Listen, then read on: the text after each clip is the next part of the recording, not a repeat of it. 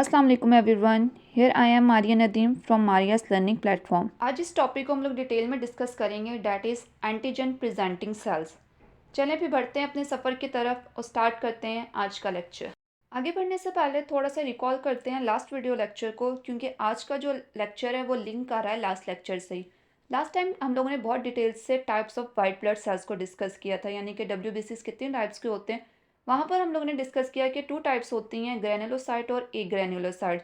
और फिर last lecture में ही हम लोगों ने इनके दरमियान डिफरेंस देखा था कि ग्रेनुलोसाइट और एग्रेनुलोसाइट्स के अंदर क्या डिफरेंस होता है। और फिर उसके अंदर हम लोगों ने ग्रेनुलोसाइट्स को, यानी कि इस पार्ट को बहुत डिटेल से डिस्कस कर चुके हैं हम लोग ऑलरेडी। आज जो हम लोग डिस्कस करेंगे वो है हमारे पास एग्रेनुलोसाइट, और एग्रेनुलोसाइट्स में भी हम लोग डिस्कस करेंगे फैगोसाइटिक सेल्स को, यानी कि इस पोर्शन को। फैगोसाइटिक सेल्स के लिए एक और भी टर्म यूज़ की जाती है, डैट इज़ PAPC, यानी कि professional antigen presenting cells. Antigen presenting cells, अगर हम लोग थोड़ी देर के लिए यहाँ पर सेल के वर्ड को रिमूव कर देते हैं, यानी कि सेल को हटा देते हैं, सिर्फ और सिर्फ इस टर्म को, इस प्रोसेस को समझते हैं कि एंटीजन प्रोसेसिंग और प्रेजेंटेशन क्या होता है। फिर उसके बाद में डिस्कस करेंगे सेल को। एक बार पहले आपको यहाँ पर अच्छी तरह से समझ आ जाए कि व्हाट इज़ एंटीजन प्रेजेंटेशन और प्रोसेसिंग, उसके बाद सेल को समझना ईजी हो जाएगा। तो सबसे पहले डिस्कस करते हैं एंटीजन प्रोसेसिंग को, कि एंटीजन प्रोसेसिंग क्या होती है। एंटीजन प्रोसेसिंग एक ऐसा प्रोसेस होता है, यानी कि एक ऐसा तरीका होता है जिसके अंदर पैथोजन और उसके जो प्रोडक्ट्स हैं वो बॉडी के अंदर एंटर हुए हैं, उनकी ब्रेक डाउन की जाती है, यानी कि उन्हें डिग्रेड किया जाता है into small fragments, into small peptide fragments. उन्हें छोटे छोटे पेप्टाइड फ्रेगमेंट्स के अंदर, छोटे छोटे टुकड़ों के अंदर उन्हें तोड़ दिया जाता है। इसको बोलते हैं एंटीजन प्रोसेसिंग करना। और फिर वो जो फ्रेगमेंट्स बने हैं, वो जो टुकड़े बने हैं, उन्हें प्रेजेंट किया जाता है। हर सेल की सरफेस के ऊपर कुछ स्पेशल टाइप की प्रोटीन्स प्रेजेंट होती हैं, उन्हें बोला जाता है MHC प्रोटीन, यानी कि मेजर हिस्टोकम्पैटिबल कॉम्प्लेक्स प्रोटीन। उनके ऊपर इन्हें प्रेजेंट किया जाता है और वहाँ पर एक MHC पेप्टाइड कॉम्प्लेक्स की फॉर्मेशन होती है। फिर वो जो कॉम्प्लेक्स की फॉर्मेशन है उसको डिस्प्ले किया जाता है, यानी कि उसको शो किया जाता है टी सेल्स को। इसको बोलते हैं एंटीजन प्रेजेंटेशन। बहुत बार डिस्कस कर चुके हैं, बहुत सारी वीडियो में हम लोग ऑलरेडी डिस्कस कर चुके हैं कि जो हमारे टी सेल्स हैं वो टी सेल बहुत ही ज़्यादा VIP सेल्स होते हैं, यानी कि उनका बहुत ही, उन्हें बहुत प्रोटोकॉल चाहिए होता है। उनका काम करने का तरीका एक बहुत अलग तरीका है। वो तब तक काम नहीं करते, वो तब तक एक्टिवेट नहीं होते, या तब तक अपना वर्किंग स्टार्ट नहीं करते जब तक उन्हें कोई भी एंटीजन को प्रेजेंट ना किया जाए, यानी कि उन्हें प्लेट के अंदर पेश करके उनके पास सामने लेकर ना जाया जाए। तब तक वो उसके एंटीजन को देखते नहीं है, एंटीजन के ऊपर वर्किंग स्टार्ट नहीं करते जब तक। और वो प्लेट में रख के कौन पेश करता है, वो प्लेट में रख के पेश करता है MHC मॉलिक्यूल। तो इस तरह से ये काम करते हैं, इसको बोलते हैं antigen processing presentation.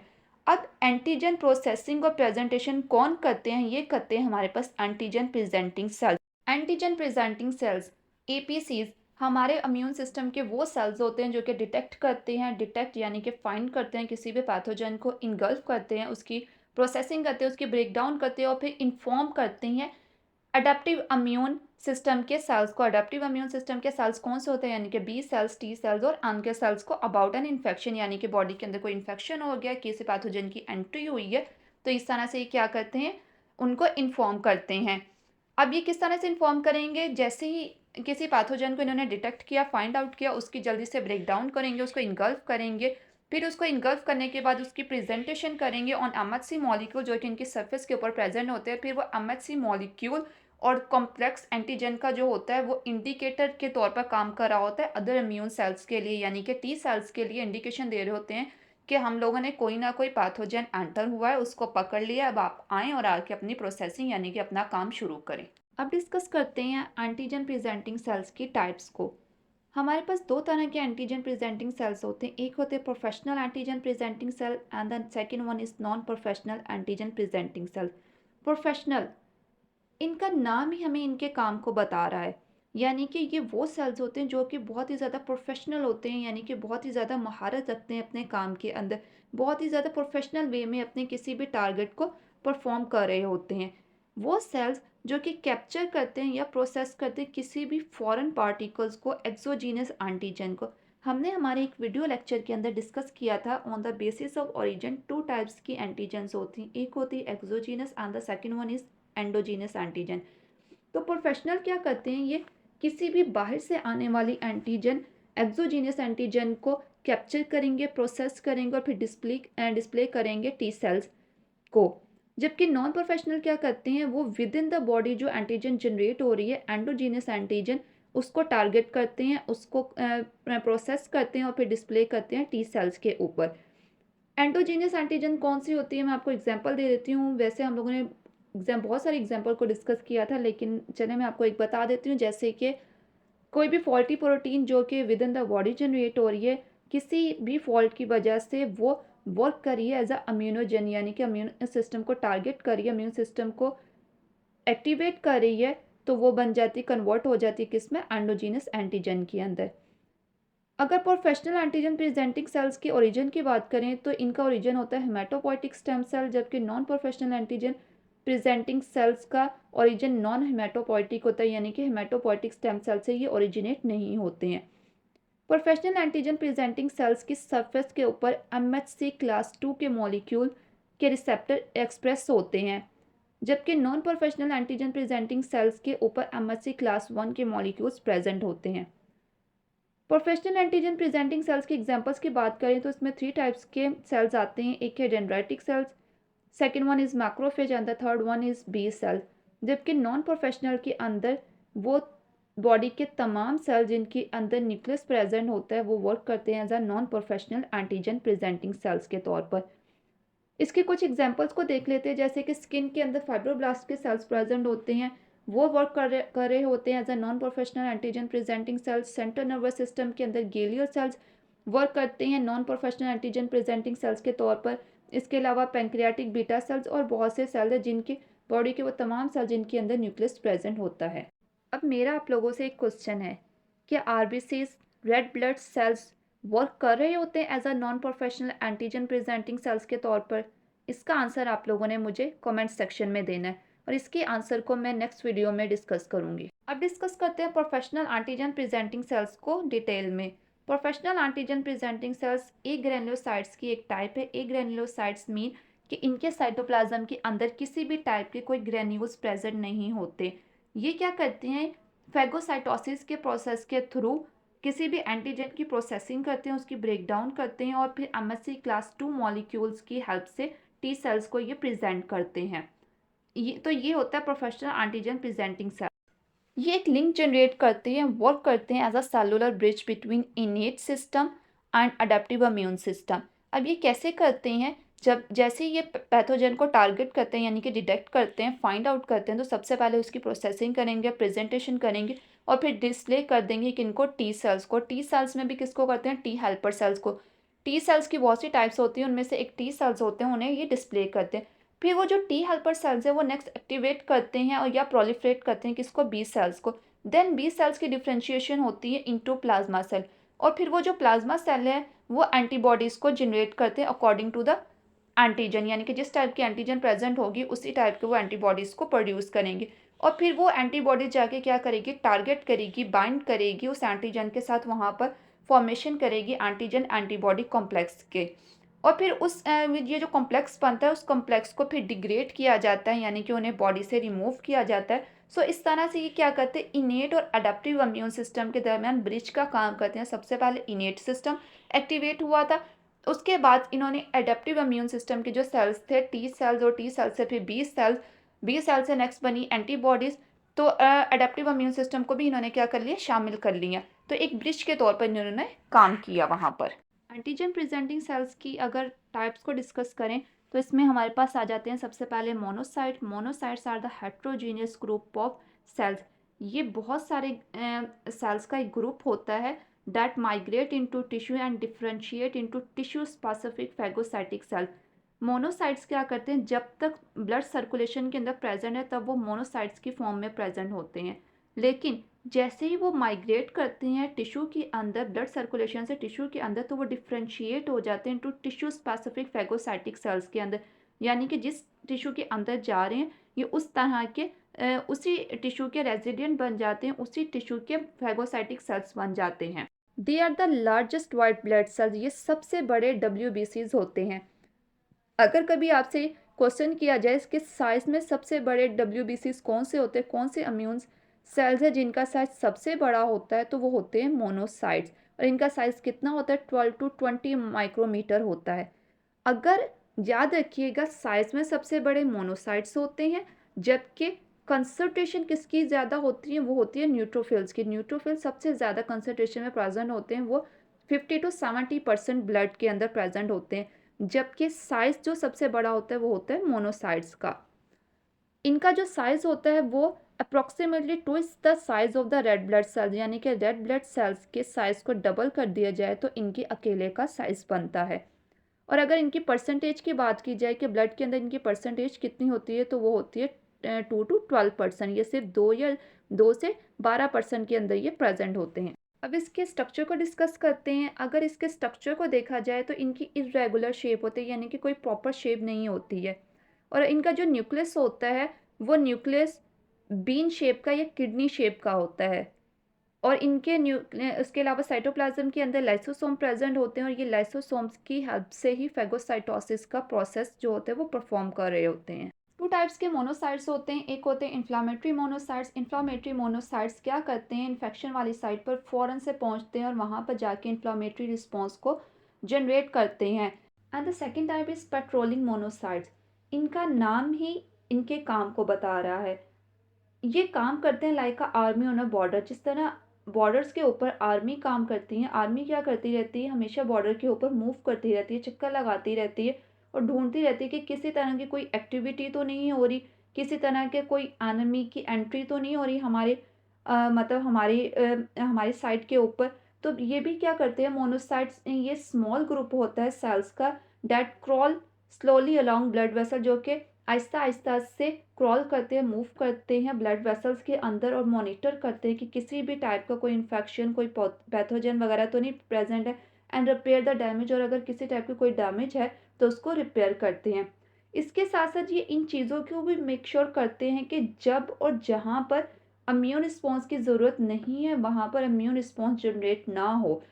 So in the absence of infection, यानी कि जब कोई इन्फेक्शन नहीं है, they may quell the immune response. Quell mean suppress कर देना, वहाँ पर इम्यून रिस्पॉन्स को ये कम कर देते हैं, क्विल कर देते हैं, रादर देन द इनिशिएट, बजाय इसके कि वहाँ पर इम्यून रिस्पॉन्स को जनरेट किया जाए, वहाँ पर ये क्विल यानी कि कम कर देते हैं, डिक्रीज कर देते हैं, सप्रेस कर देते हैं इम्यून रिस्पॉन्स को। ये इस चीज़ को भी मेक श्योर करते हैं कि इम्यून रिस्पॉन्स जनरेट ना हो। जैसे ही मोनोसाइट किसी टिश्यू के अंदर माइग्रेट करते हैं, वो ब्लड सर्कुलेशन को लीव करके, ब्लड सर्कुलेशन को छोड़ के टिश्यू के अंदर एंटर होते हैं जिसके अंदर इन्फेक्शन हुआ है, तो वहाँ पर ये डिफ्रेंशिएट हो जाते हैं इनटू मैक्रोफेज। हम लोग पहले डिस्कस कर चुके हैं कि मोनोसाइट जैसे ही किसी टिश्यू के अंदर एंटर होते हैं तो वहाँ के रेजिडेंट बन जाते हैं, यानी कि जैसा टिश्यू ये वैसे ही बन जाते हैं, उसी के रेजिडेंट बन जाते हैं, उसी के अंदर रहना शुरू कर जाते हैं और वहाँ पर डिफ्रेंशिएट हो जाते हैं किसके अंदर, मैक्रोफेज के अंदर। मैक्रोफेज क्या होता है, मैक्रोफेज का मीनिंग है, मैक्रो मीन लार्ज और फेज मीन ईटिंग। ये वो लार्ज ईटिंग सेल्स होते हैं जो कि किसी भी पैथोजन को इनगल्फ कर लेते हैं। ये लार्ज फेगोसाइटिक लिकोसाइट्स होते हैं, ये इनगल्फ करते हैं डायरेक्टली, अपने अंदर एब्जॉर्ब कर लेते हैं और फिर उस पैथोजन की फेगोसाइटोसिस करते हैं और ब्रेक डाउन करते हैं और फिर वही वर्क कर रहे होते हैं as a antigen presenting cells के तौर पर। अगर इनके स्ट्रक्चर की बात करें तो इनका स्ट्रक्चर जो होता है वो इरेगुलर शेप का होता है। मैंने पहले ही बताया कि जैसे मोनोसाइट का कोई खास शेप नहीं होती, इनके स्ट्रक्चर की भी कोई खास शेप नहीं होती।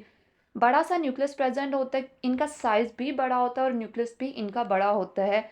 सबसे बड़े साइज में ये WBCs होते हैं। उसके अलावा इनके पास सीडोपोडिया होते हैं। सीडोपोडिया क्या करते हैं, ये ऐसे कह लें कि ये मैक्रोफाज के हाथ होते हैं जिनकी मदद से किसी भी एंटीजन को कैप्चर करते हैं।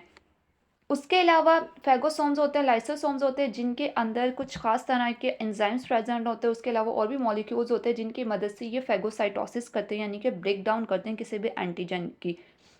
फेगोसोम और लाइसोसोम मिलकर एक फेगोलाइसोसोम्स की फॉर्मेशन करते हैं। ये सारे के सारे जो हैं ये इन्वॉल्व होते हैं, ये पार्टिसिपेट करते हैं किसके अंदर, फेगोसाइटोसिस के अंदर, यानी कि एंटीजन की ब्रेक डाउन के अंदर ये सारे के सारे इन्वॉल्व होते हैं। They are the most efficient phagocytes. जितने भी फेगोसाइटिक सेल्स हैं ये उनमें से सबसे ज़्यादा एफिशिएंट होते हैं। ये एक लार्ज अमाउंट में बैक्टीरिया को, माइक्रोब्स को, पैथोजन को, और जो दूसरे बॉडी के सेल्स होते हैं उनकी फेगोसाइटोसिस करते हैं, उन्हें बॉडी से रिमूव करते हैं, एलिमिनेट करने में ये हेल्प करते हैं। इसके साथ साथ इनके पास इतनी एबिलिटी भी होती है कि ये वेस्कुलर सिस्टम को क्रॉस करके, यानी कि उसके बाहर निकल कर कैपिलरी वेसल कि सेल मेम्ब्रेन से बाहर निकलकर जो दो सेल्स के दरमियान में एरिया प्रेजेंट होता है, अगर वहाँ पर किसी भी टाइप का पैथोजन प्रेजेंट है, बैक्टीरिया प्रेजेंट है, तो ये उसको भी इनगल्फ करते हैं, उसकी फेगोसाइटोसिस करते हैं और फिर इसको प्रेजेंट करते हैं टू टी सेल्स। अब यहाँ पर डिस्कस करते हैं कि मैक्रोफेज काम कैसे करते हैं। जैसे ही कोई पैथोजन लाइक बैक्टीरिया मैक्रोफेज की सरफेस पर जो रिसेप्टर प्रेजेंट होते हैं उनके साथ बाइंड करता है, तो वो ट्रिगर करेगा मैक्रोफेज को, और वो इन्हें क्या कर लेंगे, इन्हें इनगल्फ कर लेंगे बाय रिलीजिंग आरओएस। आरओएस क्या करेगी, उसको डिस्ट्रॉय करेगी, यानी कि उसकी प्रोसेसिंग करेंगे और फिर वो प्रेजेंट करेंगे ऑन एमएचसी मॉलिक्यूल्स के ऊपर उस एंटीजन को, उस पैथोजन को। अब आरओएस क्या होती है, आरओएस वैसे नॉर्मली बॉडी के अंदर ऑक्सीजन जो है वो मॉलिक्यूलर फॉर्म में प्रेजेंट होती है, लेकिन समटाइम ऑक्सीजन चार्ज फॉर्म में प्रेजेंट होती है, ऑक्साइड या पर ऑक्साइड की फॉर्म में प्रेजेंट होती है। इसके पास बहुत ज़्यादा एनर्जी होती है। ये जब भी किसी चीज़ के कांटेक्ट में आती है, लाइक किसी भी चीज़ के कांटेक्ट में आएगी तो उसको डिस्ट्रॉय कर देगी, उसको डैमेज कर देगी। अगर यहाँ तक कि किसी बॉडी के सेल्स और टिश्यू के भी कांटेक्ट में आएगी तो उन्हें भी डैमेज कर देगी। सो यहाँ पर जो मैक्रोफेज है वो बड़ी चालाकी से काम करते हैं। They act like a very clever man. ये क्या करते हैं, आरओएस को यूज़ करते हैं, आरओएस यानी कि रिएक्टिव ऑक्सीजन स्पीशीज़ को यूज़ करते हैं, और उसको यूज़ करके ये क्या करते हैं, पैथोजन को डिस्ट्रॉय करते हैं, उनको डैमेज करते हैं, और फिर उनकी प्रोसेसिंग करते हैं, उन्हें इनगल्फ कर लेते हैं और फिर उन्हें प्रेजेंट करते हैं टू टी सेल्स। बहुत से मैक्रोफेजेस की सरफेस के ऊपर रिसेप्टर्स प्रेजेंट होते हैं for certain classes of antibodies, यानी कि एंटीबॉडीज़ की कुछ क्लासेस के रिसेप्टर्स प्रेजेंट होते हैं।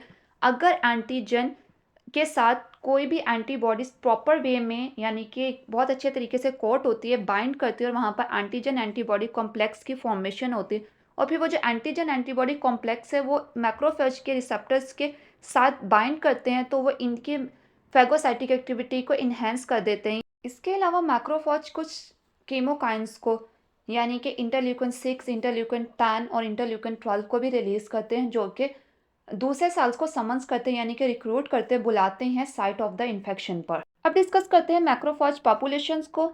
जिस टिश्यू में भी मैक्रोफेज जाते हैं उसी के रेजिडेंट बन जाते हैं, और उसी टिश्यू के अकॉर्डिंग इनको एक स्पेसिफिक नाम मिल जाता है। लेट्स सपोज अगर ये स्किन के अंदर प्रेजेंट है तो वहाँ पर ये कहलाएंगे लैंगरहैंस मैक्रोफेज। अगर ये लंग्स के अंदर प्रेजेंट है और लंग्स के भी जिस पार्ट के अंदर प्रेजेंट है उसी के अकॉर्डिंग इन्हें इनका नाम मिल जाएगा। अगर एल्वोलाई के अंदर प्रेजेंट है they are known as alveolar macrophage, और अगर ब्रोंकाई के अंदर प्रेजेंट है तो they are known as bronchial macrophage. इसी तरह अगर स्प्लीन के अंदर प्रेजेंट है they are known as splenic red pulp macrophage. Thymus के अंदर थाइमिक मैक्रोफेज। स्केलेटल मसल्स के अंदर they are known as skeletal muscle macrophage. Uterus में प्रेजेंट है तो इन्हें कहा जाएगा यूट्रीन मैक्रोफेज। किडनी के अंदर प्रेजेंट है they are known as renal macrophage या इंटरग्लोमेरुलर मैसेंजर सेल्स, यानी कि जिस पार्ट के अंदर, किडनी के जिस पार्ट के अंदर प्रेजेंट है उसी के अकॉर्डिंग इन्हें इनका नाम मिल जाएगा। पेरिटोनियल कैविटी में प्रेजेंट होंगे तो इन्हें कहा जाएगा पेरिटोनियल मैक्रोफेज। इंटेस्टाइन में इंटेस्टाइनल मैक्रोफेज। लिवर के अंदर प्रेजेंट होंगे तो they are known as Kupffer cells. याद रखिएगा लिवर का नाम ज़रा मुश्किल होता है, याद नहीं रहता। लिवर में इन्हें कहा जाता है कप्फर सेल्स। पेंक्रियाज में प्रेजेंट होंगे they are known as pancreatic macrophage. Heart में प्रेजेंट होंगे they are known as myocardial macrophage. अगर तो ये उसके अंदर स्टमक के अंदर प्रेजेंट होंगे they are known as gastric macrophage. Memory glands में they are known as memory macrophage. Bones के अंदर प्रेजेंट होंगे they are known as osteoclast. Bone में ऑस्टियोक्लास्ट। सेंट्रल नर्वस सिस्टम यानी कि ब्रेन के अंदर प्रेजेंट होंगे तो इन्हें कहा जाएगा माइक्रोगीलिया। तो ये इनके नेम हैं, जिस भी टिश्यू के अंदर प्रेजेंट है उसी टिश्यू के, उसी ग्लैंड के या उसी ऑर्गन के अकॉर्डिंग इन्हें इनका नाम मिल जाता है। अब फेगोसाइटोसिस के प्रोसेस को डिस्कस करते हैं कि फेगोसाइटोसिस का प्रोसेस फेगोसाइट्स किस तरह से परफॉर्म करते हैं। फेगोसाइट्स का क्या मतलब होता है, phago mean eating and cyte mean cells. तो ये ईटिंग सेल्स होते हैं जो कि किसी भी चीज़ को ईट कर लेते हैं, खा लेते हैं, इनगल्फ कर लेते हैं। अब ये किस तरह से परफॉर्म करते हैं, किस तरह से फंक्शन परफॉर्म करते हैं उसको डिस्कस करते हैं। तो इनगल्फ अ पार्टिकल और पैथोजन, किसी भी पार्टिकल और पैथोजन को इनगल्फ करने के लिए फेगोसाइट्स अपने जो प्लाज्मा मेम्ब्रेन का पोर्शन होता है उसको एक्सटेंड करते हैं, यानी कि जो उनके सीरोपोडिया होते हैं उनको बढ़ाते हैं, wrapping the membrane around the particles until is involve, और तब तक बढ़ाते रहते हैं जब तक उसके पार्टिकल्स के यानी कि उस पैथोजेन के साउंड में एक पूरा सा इन्वेलप नहीं बना देते, उसको पूरी अच्छी तरह से कोट कर लेते हैं, रैप कर लेते हैं और फिर उसको अपने अंदर यानी कि सेल के अंदर ले आते हैं। वंस इनसाइड द सेल, जब एक दफ़ा पैथोजन सेल के अंदर आ जाता है तो वहाँ पर लाइसोसोम्स प्रेजेंट होते हैं, उसके अलावा फेगोसोम्स प्रेजेंट होते हैं जिनके अंदर इंजाइम्स और एसिड्स होते हैं जो कि किल और डाइजेस्ट कर देते हैं, यानी कि मार देते हैं, और उनकी डाइजेशन हो जाती है, ब्रेक डाउन हो जाती है इनटू डिफरेंट पार्टिकल्स, और इस तरह से फिर उनको बॉडी से रिमूव कर दिया जाता है, या फिर अगर उनके रिमूव ना किया जाए तो फिर उनकी प्रेजेंटेशन हो जाती है ऑन द एमएचसी मॉलिक्यूल्स के ऊपर, ताकि वहाँ पर एमएचसी मॉलिक्यूल्स की जब प्रेजेंटेशन होती है फिर उसको डिस्प्ले किया जाता है टी सेल्स को, ताकि टी सेल्स फिर आगे अपना जो फंक्शन है वो परफॉर्म कर सके। नेक्स्ट सेल्स हैं हमारे पास डेंड्राइटिक सेल्स, जिन्हें डीसी सेल्स भी कहा जाता है। ये भी एक एंटीजन प्रेजेंटिंग सेल्स हैं और फेगोसाइटिक सेल्स हैं, और एक ग्रेनुलोसाइट्स की ही एक टाइप है। इन्हें डेंड्राइटिक सेल्स क्यों कहा जाता है? क्योंकि इनकी ट्री लाइक और डेंड्राइटिक शेप्स की वजह से इन्हें डेंड्राइटिक सेल्स कहा जाता है। इनके पास बहुत सारे लॉन्ग आउटग्रोथ्स होती हैं जिन्हें कहा जाता है dendrites, that give them a very large surface area of contact with their surroundings, जो इन्हें एक बहुत ज़्यादा लार्ज एरिया प्रोवाइड करते हैं ताकि ये अपने सराउंडिंग से कॉन्टैक्ट कर सके in the detection of pathogen such as bacteria और वायरसेस, ताकि ये किसी भी पैथोजन की उन डेंड्राइड्स की हेल्प से पैथोजन की डिटेक्शन कर सके, उन्हें फाइंड कर सके, और वो कोई भी हो सकते हैं, बैक्टीरिया, वायरसेस और कुछ भी, कोई भी पैरासाइट कोई भी हो सकते हैं जो कि बॉडी के अंदर एंटर हो रहे हैं। Dendritic cells are present in tissue, ये ज़्यादातर उन टिश्यूज़ के अंदर प्रेजेंट होते हैं जिनका कॉन्टेक्ट या जिनका कनेक्शन होता है एक्सटर्नल इन्वायरमेंट के साथ, जैसे कि स्किन। स्किन में अगर ये प्रेजेंट होंगे तो specialised dendritic cells type called the Langerhans cells, इन्हें कहा जाता है लैंगरहैंस सेल्स। उसके अलावा ये नोज़ की इनर लाइनिंग में, लंग्स में, स्टमक में और इंटेस्टाइन्स के अंदर भी प्रेजेंट होते हैं। They can also be found in immature and mature state in the blood, इसके अलावा ब्लड में भी ये इमेच्योर और मेच्योर स्टेट के अंदर प्रेजेंट होते हैं। एक दफ़ा जब ये एक्टिवेट हो जाते हैं, they migrate to the lymph nodes, ये लम्फ नोड्स के अंदर जाते हैं, वहाँ पे ये इंटरेक्ट करते हैं किसी भी बी सेल्स और टी सेल्स के साथ, यानी कि अडेप्टिव इम्यून रिस्पॉन्स के जो सेल्स होते हैं वहाँ पर उनके साथ कॉन्टैक्ट करते हैं ताकि इनिशिएट करवाया जाए अडेप्टिव इम्यून रिस्पॉन्स को। They are considered a professional antigen presenting cells, इन्हें प्रोफेशनल एंटीजन प्रेजेंटिंग सेल्स क्यों कहा जाता है? क्योंकि इनकी एक यूनिक कैपेसिटी होती है कि ये नाइफ टी लम्फोसाइट्स की एक्टिवेशन और डिफरेंशिएशन को इंड्यूस कर देते हैं। नाइफ टी लम्फोसाइट्स कौन से होते हैं? नाइफ टी सेल्स वो सेल्स होती हैं जिन्होंने अभी तक वर्किंग स्टार्ट नहीं की होती, यानी कि कभी भी वो अभी तक किसी भी एंटीजन के कांटेक्ट में नहीं आए होते, उन्होंने किसी भी एंटीजन को पकड़ा नहीं होता, यानी कि नाइफ मीन बेबी सेल्स, यानी कि वो अभी बेबी टी सेल्स हैं, उन्होंने अपना अभी फंक्शन परफॉर्म नहीं किया। तो ये जो होते हैं डेंड्राइटिक सेल्स, वो इनके अंदर ये एबिलिटी होती है कि वो नाइफ टी लिम्फोसाइट्स की एक्टिवेशन और डिफरेंशिएशन को इंड्यूस करवाते हैं ताकि वो अपना फंक्शन परफॉर्म कर सके और वो मैच्योर टी लिम्फोसाइट्स के अंदर चेंज हो सके। एंटीजन प्रेजेंटेशन के साथ साथ बिसाइड एंटीजन प्रेजेंटेशन ये क्या करते हैं, ये इस चीज़ को भी मेक श्योर करते हैं कि बॉडी के अंदर इम्यून टॉलरेंस मेंटेन रहे। इम्यून टॉलरेंस कैसे मेंटेन रहे? कि नॉर्मल कंडीशंस के अंदर जब कोई किसी भी टाइप का इन्फेक्शन प्रेजेंट नहीं है, पैथोजन प्रेजेंट नहीं है, तो ये क्या करती हैं, इफेक्टेड टी सेल्स जो है वो एक्टिवेट ना हो, इस चीज़ को ये इंश्योर करते हैं कि इफेक्टेड टी सेल जो सेल्फ एंटीजेंस हैं, नॉर्मल एंटीजेंस हैं, खुद के बॉडी के अपने एंटीजेंस हैं, ये उनके अगेंस्ट वर्किंग स्टार्ट ना करें। तो ये इस चीज़ को भी मेक श्योर करते हैं कि बॉडी का जो इम्यून टॉलरेंस है वो मेंटेन रहे। डेंड्राइटिक सेल्स टू फॉर्म्स के अंदर एग्जिस्ट करते हैं, यानी कि इनकी टू फॉर्म्स होते हैं, एक होते हैं immature dendritic sales and the second one is mature dendritic sales. Immature dendritic sales कहाँ प्रेजेंट होते हैं? ये पेरिफेरल टिश्यू के अंदर प्रेजेंट होते हैं, वहाँ पर ये पेट्रोल करते हैं, यानी कि मॉनिटर कर रहे होते हैं, मूव कर रहे होते हैं, घूम फिर के ये मॉनिटरिंग करते हैं कि किस टाइप की एक्टिविटी जो है वो टिश्यूज़ के अंदर चल रही है। अगर वहाँ पर कोई पैथोजन या एंटीजन प्रेजेंट है तो वहाँ पर उसको पेट्रोल करते हैं। उसके अलावा इन्हें इमेच्योर क्यों कहा जाता है? Immature dendritic cells are defined by the inefficiency to present antigen to MHC receptors. इनके अंदर इतनी एफिशिएंसी नहीं होती है कि ये किसी भी एंटीजन को एमएचसी मॉलिक्यूल के ऊपर, एमएचसी रिसेप्टर्स के ऊपर प्रेजेंट कर सके, इसीलिए इन्हें इनमेच्योर कहा जाता है। लेकिन इनके अंदर ये एबिलिटी होती है कि ये कुछ स्पेशल टाइप के साइटोकाइंस को और प्रो इन्फ्लामेटरी मॉलिक्यूल्स को सिक्रीट करते हैं, रिलीज करते हैं, ताकि मेच्योर जो डेंड्राइटिक सेल्स हैं वो उस साइट के ऊपर, साइट ऑफ इन्फेक्शन के ऊपर पहुंच सके और वहाँ पर अपना जो फंक्शन है वो उसको स्टार्ट कर सके, उसको परफॉर्म कर सके। अब मैच्योर डेंड्राइटिक सेल्स की बात करें तो मैच्योर डेंड्राइटिक सेल्स के अंदर वो तमाम डेंड्राइटिक सेल्स आ जाते हैं जिनके अंदर एंटीजन प्रोसेसिंग की मशीनरी और एक्टिवेशन ऑफ लाइसोसोम्स के लिए सारी चीज़ें प्रेजेंट होती हैं। और क्योंकि इन्होंने एंटीजन की प्रोसेसिंग भी करनी होती है और पहले उसकी ब्रेकडाउन प्रोसेसिंग और फिर उसको प्रेजेंट भी करते हैं एमएचसी मॉलिक्यूल्स के ऊपर, इसीलिए इन्हें कहा जाता है mature dendritic sales. Also dendritic sales का जो प्राइमरी फंक्शन होता है, जो प्राइमरी मैकेनिज्म होता है, वो होता है अडेप्टिव इम्यून रिस्पॉन्स को एक्टिवेट करना। लेकिन रिसेंट स्टडीज़ हमें ये भी बताती हैं कि ये अडेप्टिव इम्यून सिस्टम के साथ साथ अर्ली फेसेस में इनेट इम्यून सिस्टम को एक्टिवेट करने में भी इन्वॉल्व होते हैं, वहाँ पर भी पार्टिसिपेट करते हैं। डेंड्राइटिक सेल्स कोई स्पेशल टाइप के साइटोकाइंस लाइक इंटरल्यूकिन 2 और इंटरफेरोन गामा को रिलीज करते हैं, जो कि एनके सेल यानी कि नेचुरल किलर सेल्स, जो कि इनेट इम्यूनिटी का पार्ट होते हैं, उनकी प्रोलिफरेशन और एक्टिवेशन के लिए बहुत ज़्यादा इंपॉर्टेंट होते हैं। सो हमें इससे ये चीज़ पता चलती है, जब हम लोगों ने मोनोसाइट को डिस्कस किया था तो वहाँ पर हमने एक बात वहाँ पर ये कहा था कि जो एंटीजन प्रेजेंटिंग सेल्स होते हैं ये एक ब्रिज के तौर पर काम कर रहे होते हैं between the इनेट immune system and adaptive immune system के दरमियान। तो डेंड्राइटिक सेल्स भी यही कर रहे होते हैं, ये इनेट अडेप्टिव इम्यून सिस्टम के साथ साथ इनेट इम्यून सिस्टम को भी एक्टिवेट करने में पार्टिसिपेट करते हैं। And this is the whole story of antigen presenting cells. अगर आपके लिए ये वीडियो यूज़फुल है तो जल्दी से मेरे चैनल को सब्सक्राइब करें, शेयर करें और इस वीडियो को लाइक करें।